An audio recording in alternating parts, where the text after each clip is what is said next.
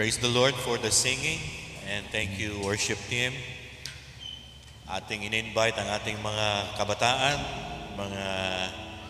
mga babies. Doon po sila sa kanilang classroom with their teacher habang tayo dito sa ating panambahan. So meron po silang junior church na tawag, no, para sa mga babies and children. Once again, good morning ulit sa lahat at welcome sa ating panambahan ngayong umaga. Kahapon, nagkaroon kami or tayo as a church naging bahagi doon sa tinawag na Worship Symposium. Kami at ang kasama ang worship team nangulo sa pagtuturo. So sa kaalaman ng lahat din, doon nangyari, ginawa ito sa Alliance Graduate School, ang ating Bible School or Seminary, doon sa Project 7, Quezon City. So dumating ang mga, ilan lahat, 130 na mga individual mula sa iba't ibang churches na mga bahagi sa worship ministry. So hindi namin inasahan na punong-puno ang lugar, kulang na, maliit, 130.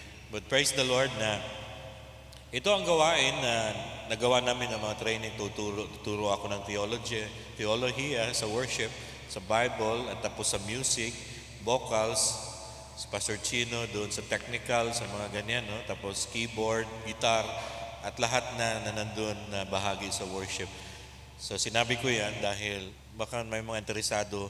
And practice namin the rehearsal dito every Saturday, alas 5 ng hapon.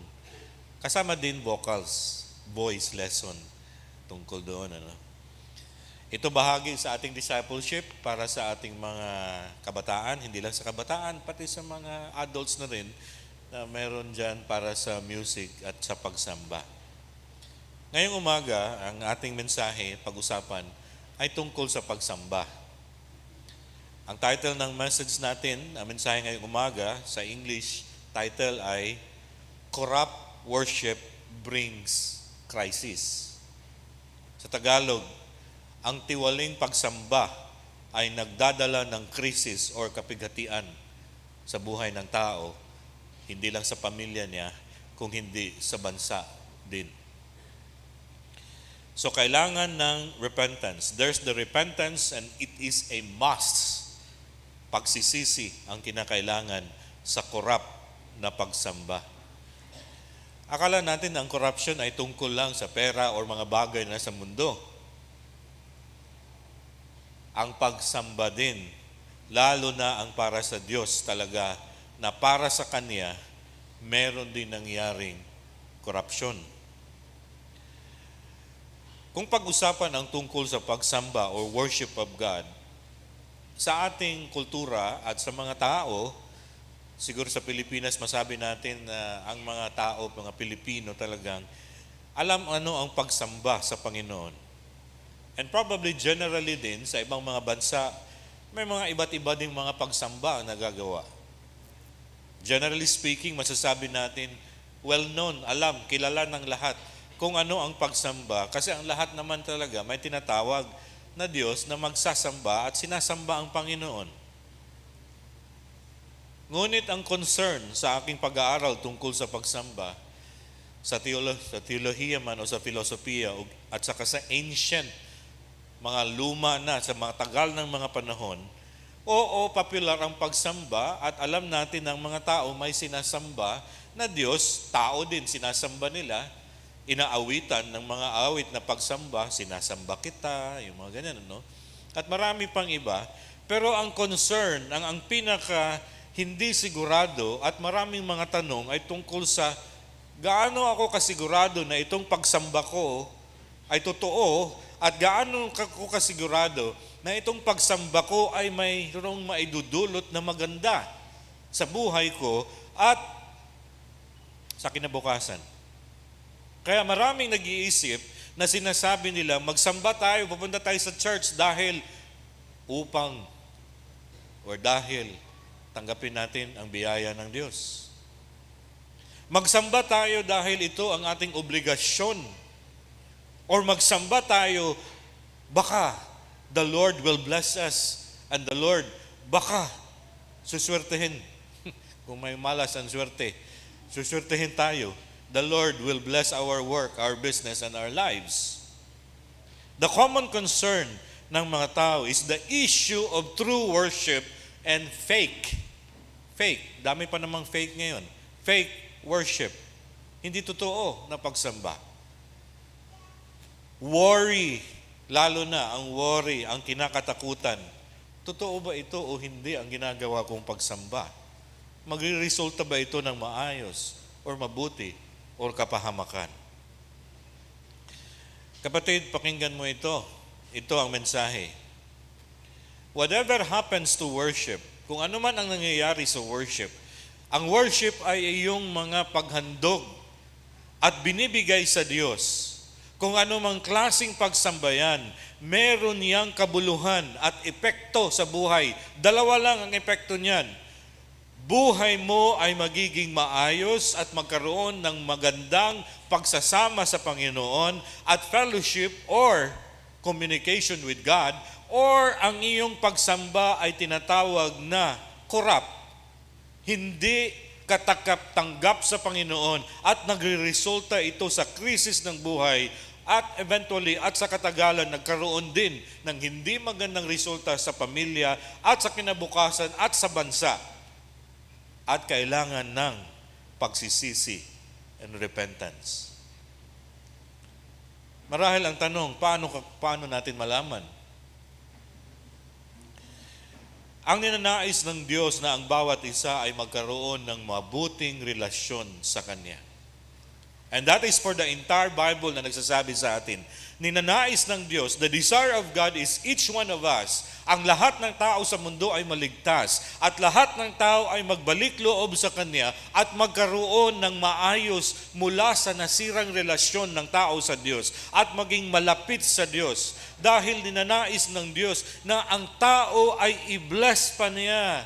Bibigyan pa ng maraming pagpapala, lalo na sa pagsamba at paglilingkod sa Kanya na mayroong tuloy-tuloy na pag-uusap, siya mangusap at tayo'y mangusap sa Kanya at narinig natin at natanggap natin ang Kanyang salita at ang buhay natin ay maging maayos ang paglalakad, maayos ang buhay kahit mahirap ang mundo at maraming problema, pero sa buhay mo wala kang kinakatakutan.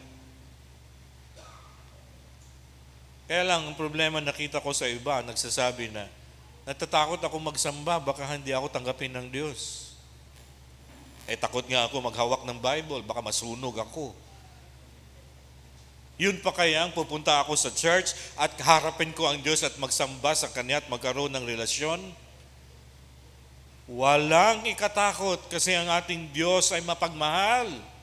Kahit gaano pa kalalim at kabigat at kadilim ang kasalanan mong nagawa, basta magbalik loob tayo sa Kanya, tayo'y tatanggapin at magkaroon tayo ng magandang ugnayan at pagsamba na matuwid, maayos sa Kanya.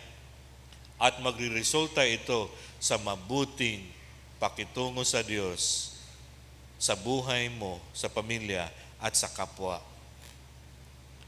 So ano ang ating dapat alamin? Na magkaroon tayo ng malay tungkol sa wastong pagsamba sa Diyos. Na hindi mahulog tayo sa tinatawag na corrupt worship na magdadala ng kapahamakan or krisis. Dito sa ating scripture, kung babasahin ko ang Bible natin na pwede mong buksan in Malachi chapter 1, verses 6 to 8. Malachi chapter 3, verse 6 to 12. Actually, buong libro ng Malachi ito. Saan yung libro ni Malachi? Ang tawag ng iba pagbasa, Malachi. Hindi naman, Malachi. O Malaki. Hindi, Malachi yan. Yung Malachi na Bible o libro, sa Bible, nasa panghuling libro ng Old Testament. Bago sa New Testament na Matthew. So, Malachi or Malakyas, kung sa Tagalog. Okay? So, Malachi chapter 1, Ito ang aking sentro na pag-uusapan at saka chapter 3 verse 6 to 12 dahil dito nakatatak, oo, buong libro ng Malakay ito. Pinag-uusapan ang pagsamba, lalo na ang matuwid at maayos na pagsamba at ang kurap na pagsamba. Our scripture today mag-provide sa atin, magbibigay sa atin ng larawan. Totoong larawan ito, totoong pangyayari upang magkaroon tayo ng ihemplo ngayon na magkaroon tayo ng kamalayan na ang aking pagsamba ba ay matuwid or korap. At mababantayan natin ito at makikita natin ito habang tayo'y nakisama at nakitungo sa mga tao sa mundo. So ang libro ni Malakay, nagbibigay sa atin ngayon sa lesson sa ginawa na adulterated. Ano yung adulterated sa Tagalog? Pinaghalo-halong halo-halo. Ano yung halo-halo? Halo-halong pagsamba na tinatawag namin na habitual na pagsamba or naging karaniwan na pagsamba, common na, lalo na ang tiwaling pagsamba or korap na pagsamba sa Diyos. Meron palang korap na pagsamba. At dahil sa tiwaling pagsamba, ito ang kadahilanan sa hindi maayos na buhay. Basahin natin Malakias or Malakay chapter 1 verses 6 to 8. Babasahin ko, sundan niyo ako sa inyong Bible kasi isa-isahin natin to, himay-himayin natin at titingnan natin. Malakay chapter 1 verse 6 to 8, unahin ko ito. Sabi dito sa English, a son honors his father and a slave his master. Ang anak daw talagang pinapangaralan, honor, nagbibigay karangalan sa kanyang tatay, o kaya ang isang alipin nagbibigay dangal, pagsamba or honor sa kanyang boss or leader. Sa sunod na linya, sabi dito, if I am a father, sabi ng Diyos, kung ako ang iyong ama na nasa langit, nasaan ang karangalan para sa akin? Kung ako ang tinawag mo na Lord or Master, nasaan ang respeto para sa akin? Take note, sabi dito, it is the Lord Almighty who said this. Ngayon, sabi niya, kayong mga pari sa templo, mga pari, inaalipustan nyo ang aking pangalan. You contempt my name. Tapos, sumagot din naman sila. Nagrason pa. Ang rason nila, how have we shown contempt? Paano ba kami? May nagawa ba kaming kasalanan? Nagrarason pa, no? Meron ba? Nakaalipustang ba kami sa iyong mga pangalan? Sa iyong pangalan? Verse 7, ang sagot ng Panginoon, by your offering defiled food in the altar. Sa pamagitan ng inyong mga handog na nadungisan ng kasalanan or marumi sa mga pagkain na inyong dinadala sa aking templo at sa iyong mga alay sa akin. Tapos nagrason pa rin sila at nagtatanong, meron ba kaming nadungisan? Sabi ng Diyos sa kanila, by saying, ito ang sabi sa iyong pananalita na parang walang kwenta at nakakapagod na ang pagdadala ng mga alay at pagsamba sa iyo. Paulit-ulit na lang, nakakapagod na. Ay, mga tao din, nakakapagod pupunta ng church at mag-alay sa Diyos, paulit-ulit na lang. Verse 8, when you offer blind animals for sacrifice, Sabi niya, yung mga inaalay nyo sa akin na mga animals, na mga hayop na ito, na mga bulag, na wala ng pakinabang. Kasi noon ang mga offering nila, hindi lang tungkol sa pera or mga bagay, kung hindi lalo na ang mga malulusog at walang sakit na mga alay na mga hayop. Buhay. Living yun. Buhay. At ang requirement sa alay na yan, kailangan yung hindi mga bulag at mga pilay at mga masakitin. Pero ngayon, ito ang inaalay nila. Sabi ng Diyos, hindi ba yun mali? When you sacrifice ang mga pilay na mga hayop na ito, o kaya mga masakitin na, o kaya mamamatay na, malapit na mamamatay, hindi ba yun mali? Sabi ng Diyos, subukan mo na i-offer yan sa iyong mga gobernador, or mga mayor, or hari, dyan sa inyong mga lugar. Tanggapin ba yan?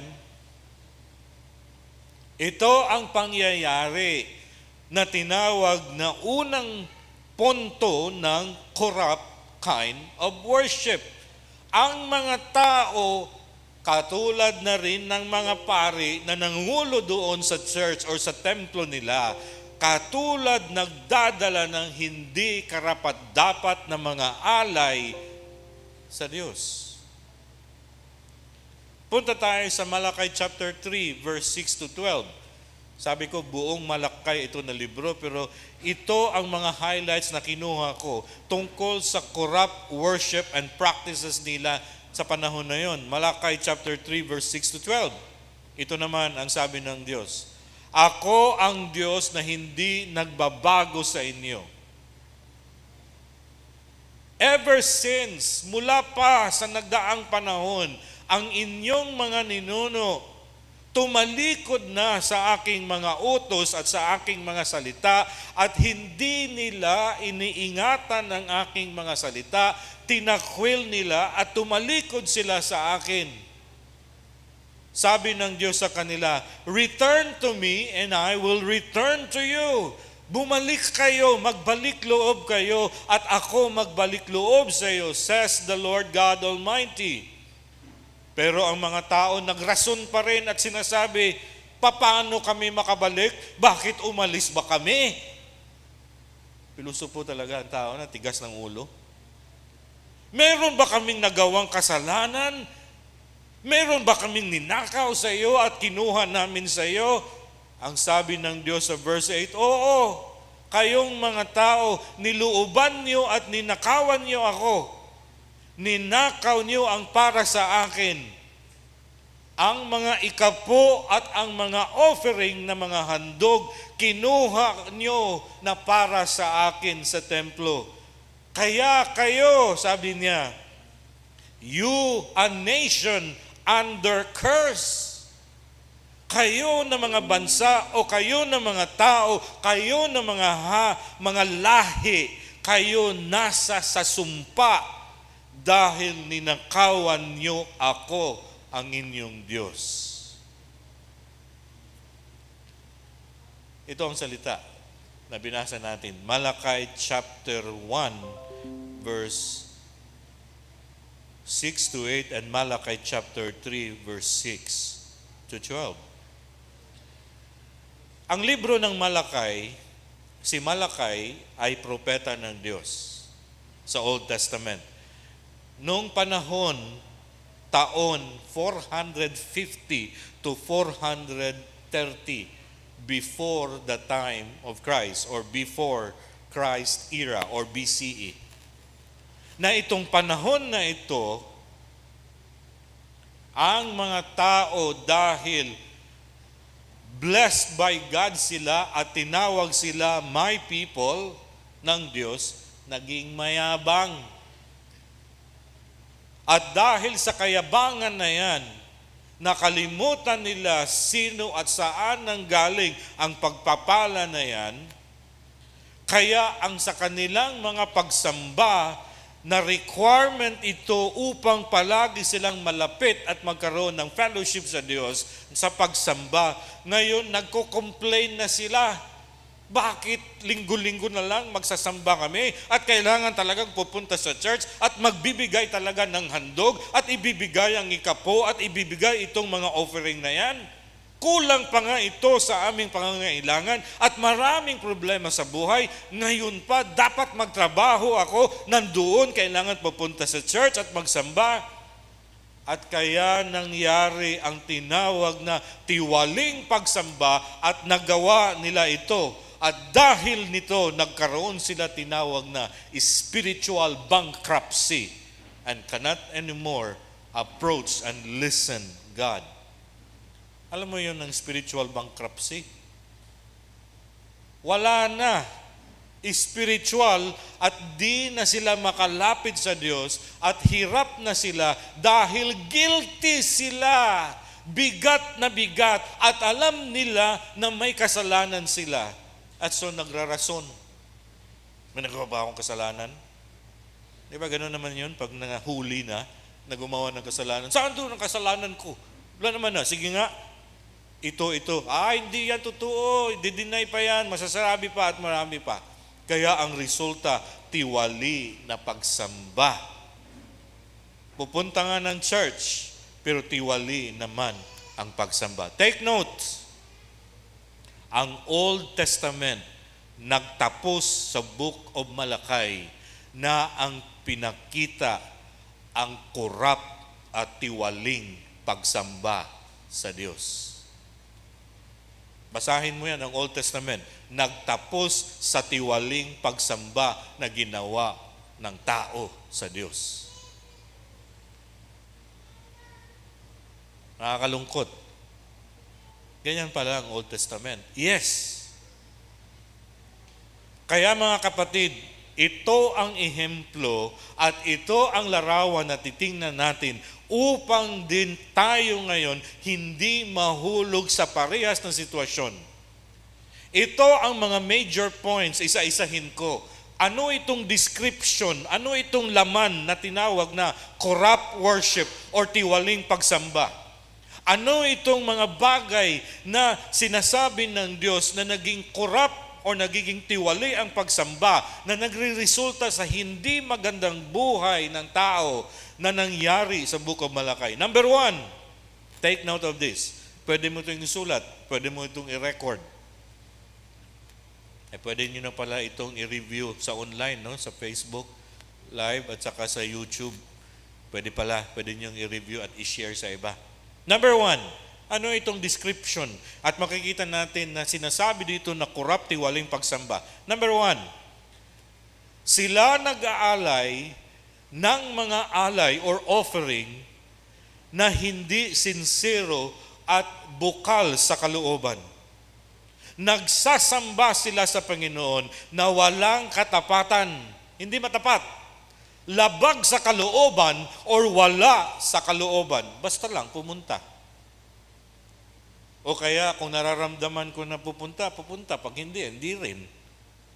Saan yan nababasa? Binasa natin kanina, Malakay chapter 1, verse 6 to 8. Ibig sabihin nito, na ang worship, ang pagsamba sa Diyos, hindi dapat mabahiran ng katiting na hindi magandang pag-uugali at pagsasabi tungkol sa pagsamba. Kahit nararamdaman mo na pangit ang pakiramdam mo, sige lang, hayaan mo yan. Dahil nakikita naman ng Diyos ano ang nasa kalooban mo. Huwag ka nang magsalita kung anong hindi maganda.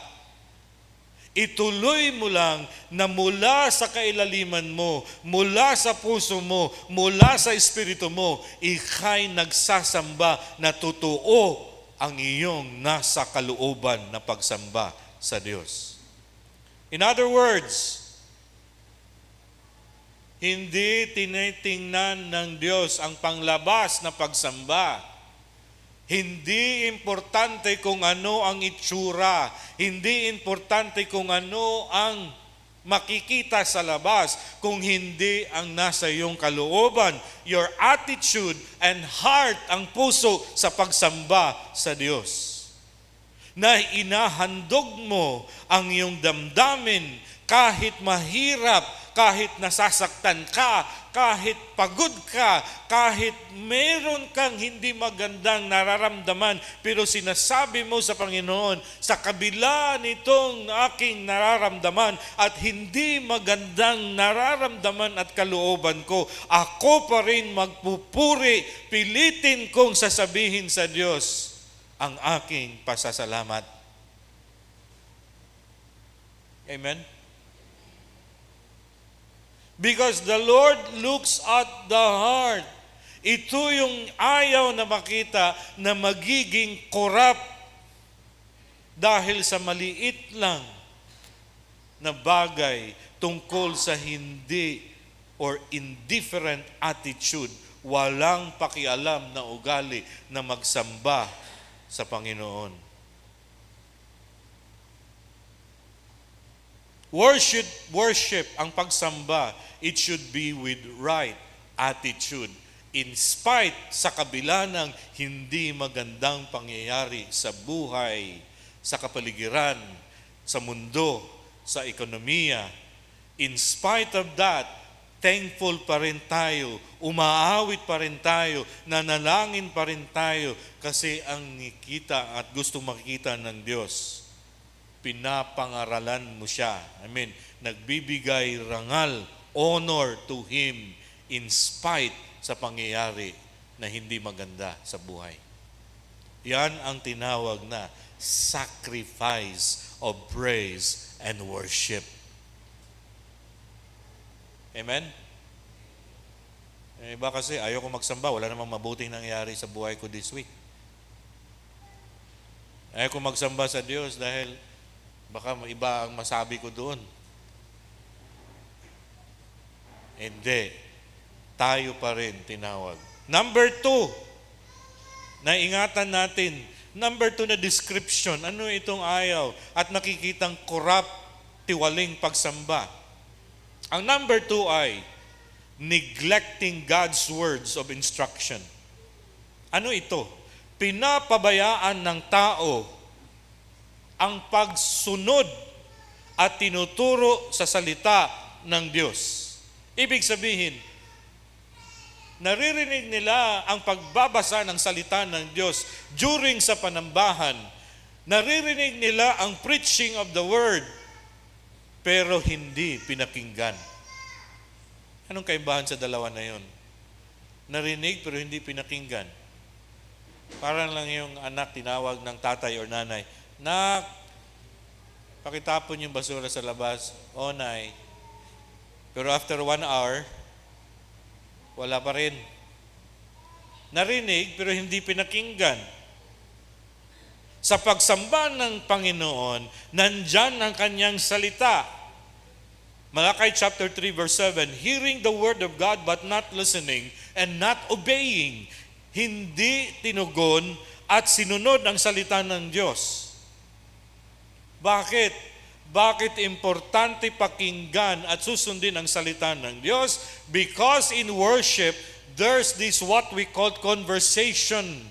Meron tayong pag-uusap sa Diyos. Kaya sa pagsamba natin tayo'y nananalangin kasi sinasabi natin kung ano ang pangailangan. Sinasabi natin kung ano talaga ang iyong nararamdaman.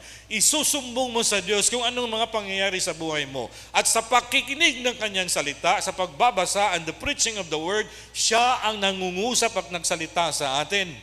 At nagre-respond tayo sa kanya sa pamamagitan ng ating pasasalamat in our worship unto Him. Kaya importante sa Diyos na makinig at pakinggan, tanggapin at gagawin ang kanyang instruction, ang kanyang salita para sa buhay na ang buhay natin guided by Him, given instruction kasi alam ng Diyos kung anong pangyayari sa darating na linggo na ito na hindi mo alam at hindi ko alam. Ngayon nagsasabi siya, and there's that fellowship and worship, hindi mo alam. Nangusap na siya, una, during the worship service. So the corrupt worship na nagawa ng mga tao noon in the book of Malakay ay pinagwalang bahala ang salita ng Diyos, pinakinggan nila pero hindi sinusunod. They take God's word for granted. Salita ng Diyos, Bible, common naman yan. But it's different sa pagsamba. Dahil sa pagsamba, sama-sama, nagtitipon-tipon tayo, ito ang nire-require ng Diyos dahil dito niya ipapaalam ang kanyang salita and guidance. The neglect of God's word of instruction in worship will make the worship corrupt. That's number 2. Number 3. Ano ang number 3? Ang pangatlo na importante na malaman ng tao, ano itong corrupt, hindi katanggap-tanggap sa Diyos. Malakay chapter 3 verse 8, ang pagnakaw sa mga bagay na dapat ihahandog sa Diyos. Stealing, ang pagnakaw, withholding, hindi ibibigay, hindi dadalhin sa Diyos ang nararapat na para sa Diyos, na inisip naman ng tao at alam naman niya sa kanyang puso, nagkaroon na siya ng desisyon sa una pa, na ito ay para sa Diyos. Ngunit, napakalaki. At mayroon pa kaming mga pangailangan, wag na lang, gagamitin ko na lang. It is about the tithe na pinag-usapan nila in the Old Testament, yung 10% sa bilang mo sa iyong income, 1, 2, 3, 4, 5, 6, 7, 8, ang pang number 10 ay sa Diyos, bilang ka na naman number 1, ang pang number 10 ay para sa Diyos. And that is part of the income kung saan man yan. Kung tanim man yan or pera man yan sa kanilang panahon noon, ito ang handog para sa Diyos. Pero hindi nila dinala, ninakaw nila. Kahit ang mga pari, ganun din ang ginagawa. Kapatid, when worship has been corrupted, sa tatlong descriptions na yon, meron talagang crisis at meron talagang poverty, difficult situation na mangyayari. Bakit? Sinabi ng Diyos yan in verse 9, dahil dito kayo nasa ilalim ng sumpa na yan. Hindi lang kayo, buong bansa at ang lahi, because ninakawan niyo ang Diyos, ninakawan niyo ako, sabi ng Diyos. Ibig sabihin, ang dahilan ng miserableng buhay nila at hindi umunlad ang buhay sa kabila ng pagsisikap at paghihirap sa trabaho, sa negosyo at pananim. Sa kabila ng lahat na ito, sila'y naghihirap pa rin. Parang wala lang ang natanggap kahit gaano kalaki man yun. Nagkakasakit, nagkautang-utang, nalulong sa anupang mga utang at bisyo, at walang blessing at biyaya sa Diyos dahil nasa ilalim sa sumpa na yan. And so those who are practicing, ginagawa nila ang tiwaling pagsamba, tinawag ng Diyos sila in verse 7. This is the call of God to them. Return to me, magbalik loob kayo sa akin at ako'y magbalik din sa inyo. Ibalik nyo at ibigay nyo ang para sa akin. Itong tinawag na ikapo sa kanila or 10% at lahat ng mga handog na karapat-dapat. Ibalik nyo ito sa akin and tingnan nyo. Sabi niya, subukan niyong bumalik at subukan niyong ibigay lahat ang para sa akin. Diba? Titingnan nyo na bubuksan ko ang pintuan ng baha ng pagpapala sa kalangitan at ibubuhos ko sa inyo lahat ng biyaya ng gagaling sa akin na wala ka ng malagyan.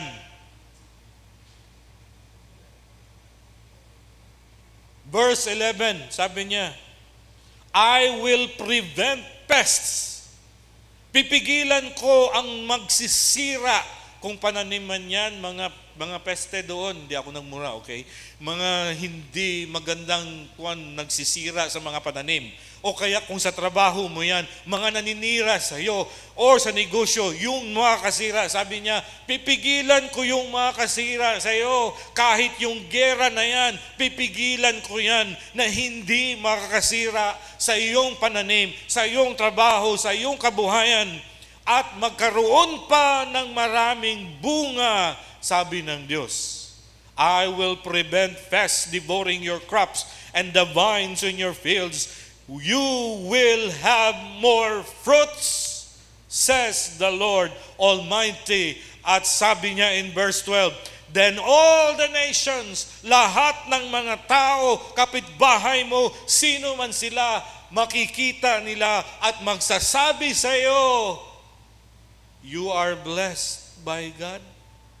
Pinagpala ka sa lahat ng Diyos at ang buhay mo, sa buong buhay mo at sa lahat ng iyong pamilya at kalupaan.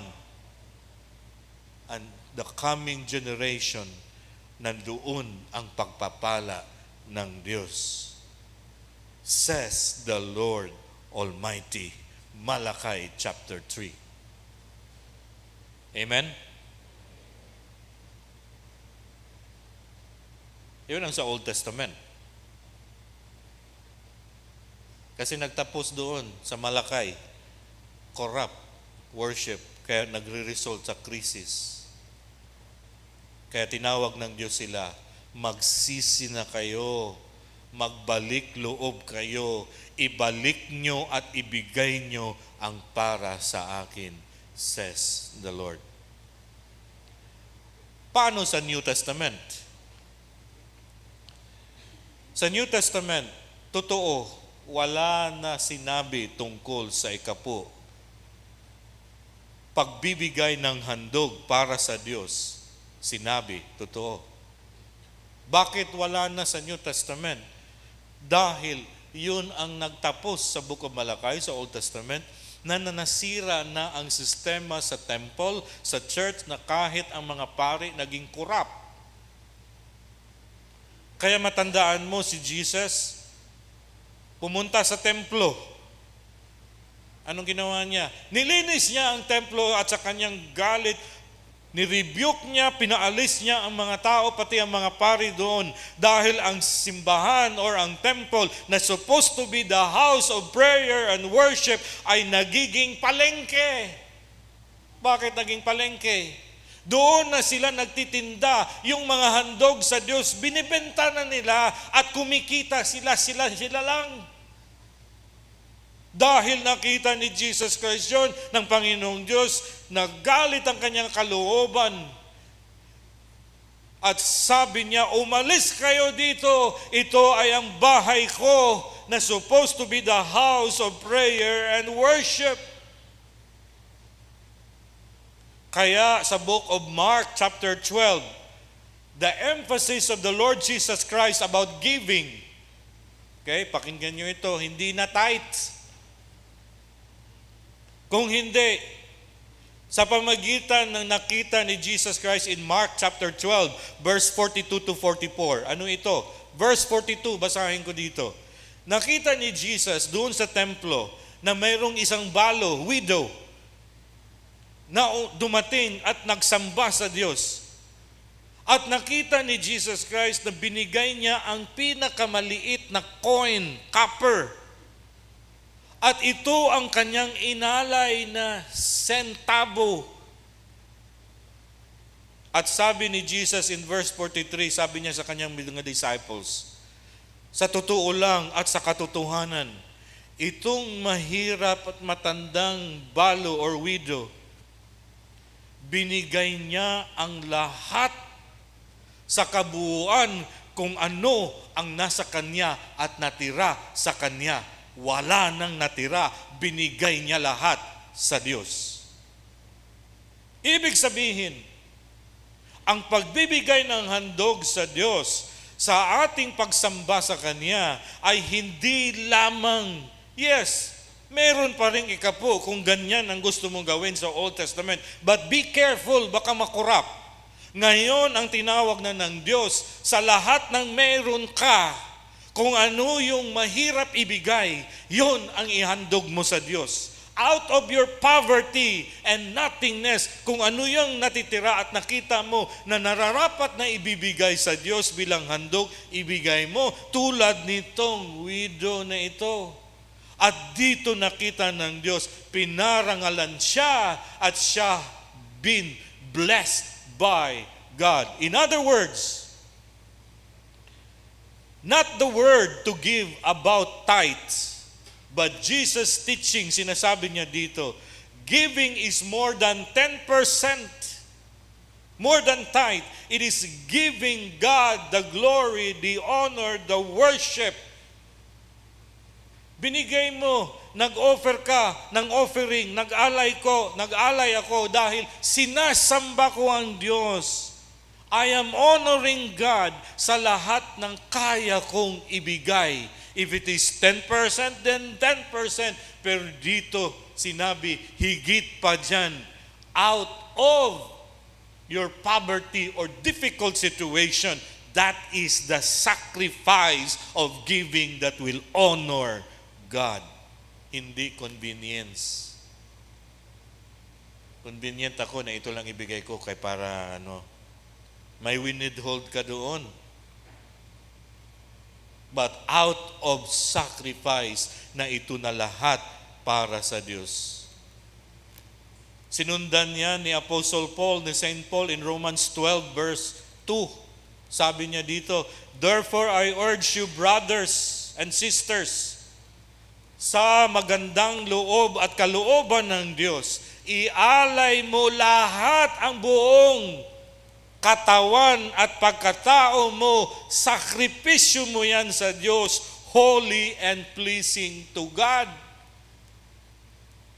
Kay Saint Paul, sinasabi na, ikaw mismo, buong ikaw, dadalhin mo sa church at ialay mo ang iyong sarili. Hindi lang ang ikapo, hindi lang ang pera, kung hindi, ang iyong sarili talaga ay ialay mo at sabihin mo, buong pagkatao ko, Panginoon, sinasamba kita mula Lunes hanggang Lunes at ang sarili ko, alay ko sa iyo, kasama na ang aking trabaho, ang aking negosyo, ang aking income, lahat ito sa iyo. Gamitin mo ako para sa iyo, aking paglilingkod. Hindi lang pala, bagay ang ibigay sa Diyos kung hindi ang ating sarili. Pleasing, holy, para sa Diyos. At noong nag-umpisa ang church, sa history ng church, Acts chapter 2 and chapter 4, dahil sa pangaral ni Jesus Christ, as sinabi ni Saint Paul na ganito, ano ang ginawa ng church? The believers of the Lord Jesus Christ, those who receive and believe the Lord Jesus Christ, at nagsamba na sila tuwing linggo. Anong ginawa nila? Lahat ng pera na sa bulsa nila, binigay nila. At kung wala silang pera, nagbenta sila ng, ano kayong binenta nila? Siguro, kung sa atin pa ngayon, yung kotse nila, binenta nila para may maihandog. O kaya portion ng kanilang lupa, binenta nila para ibigay nila sa gawain ng Panginoon. And these are offering in honor and worship of God. At dahil doon, pinagpala ng Diyos ang church na yon. At sa umpisa ng maliit, kahit sa kabila ng persecutions, kahit sa kabila ng paglalait, at, take note, krisis din sa kanilang lupain noong unang panahon. Katulad din sa ating panahon ngayon, nagbibigay pa rin sila, kaya ang church pinagpala at lumaganap sa buong mundo at dumating sa atin dito ngayon ang Ebanghelyo, ang salita ng Diyos. Amen? So Paul, sa huli, sabi niya sa church, 2 Corinthians chapter 9, God loves a cheerful giver. Minamahal ng Diyos ang tao na masayahin, na may galak, nagbibigay ng handog, pagsamba sa Diyos, kasama ang kanyang sarili, hindi lang sa pera at bagay na binibigay, kung hindi sa kabuuan ng kanyang buhay. Kapatid, Hindi nire-require ng Diyos na pera ang ibibigay mo lang or bagay ang inyong ihandog sa Diyos. Hindi lang. Hindi din oras ang nire-require at hinihingi ng Diyos. Kung hindi, ikaw, buong pagkatao. God loves a cheerful giver. Hindi dahil required ito by 10%, no. Nasa Old Testament yun, totoo yun. Pero kung susundin mo yun, okay lang din. Pero ang ngayon ay magbibigay ka kahit gaano kalaki, kaliit man yun sa tingin mo. Basta masaya ka, cheerfully giving God, walang pagsisisi, bukal sa iyong kalooban at binibigay mo ito sa Diyos. Masaya ang kalooban, mas masaya ang Diyos. Amen? Therefore, sabi ko kanina, whatever may happen to worship, mayroon talagang epekto ito sa iyo. Ano kaya ang ginagawa natin sa pagsamba sa Diyos? We come to worship the Lord with sincerity. Iniingatan natin ang salita ng Diyos, kaya nakikinig tayo sa salita ng Diyos. Kaya may Bible study tayo tuwing Wednesday. Mayroong preaching of the Word and reading of the Word during worship service. Pinapakinggan at sinusunod natin ang salita ng Diyos. Tayo din ay nagbibigay ng handog ng ating offering. Oo, pera. Oo, tithe. Oo, kung ano man ang nandyan na ibigay natin sa Panginoon. Pero ang binigay at hinandog talaga natin na hiningi ng Diyos ay ang ating sarili para sa Kanya. Kapatid, let no corrupt worship will happen today. Wala na sanang tiwaling pagsamba na mangyayari sa church, sa eklesiya, sa bawat tao na may pananalig tinanggap si Jesus sa kanyang buhay. Bakit? Dahil kung mayroong tiwaling pagsamba sa tatlong description na yon, problema iyan. Miserableng buhay, poverty, no blessings from the Lord. Kapatid, kung mayroong ganitong corrupt practices, hindi sincero na pagsamba sa Diyos, hindi pinakinggan ang salita ng Diyos, sinusuway ang salita ng Diyos, at hindi nagbibigay balik ang offering and tithe sa Panginoon, itong tatlong description na yan, tinawag tayo ng Diyos, magsisi, magbalik loob tayo sa Diyos. Return to the Lord and He will return to us. This is the call of God. Tawagin ko ang worship team na kasamahan ko dito. Kakantahin natin yung Heart of Worship.